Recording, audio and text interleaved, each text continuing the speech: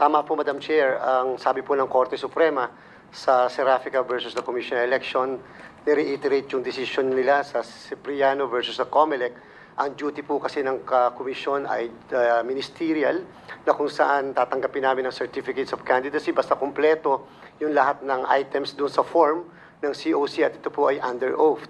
Ibig sabihin po, wala po kaming power to request additional documents because hindi po kami pwedeng mag-reject o mag-reject ng filing of the certificates of candidacy. Kahit pa nga yung mismong taong nagpa-file, maaari sa harap pa lang, ay pwede niyang ma-question, wala po kaming discretion. Hindi po namin alam, Madam Chair, yung background ng bawat isang kandidato na nagpa-file ng kanilang certificates of candidacy.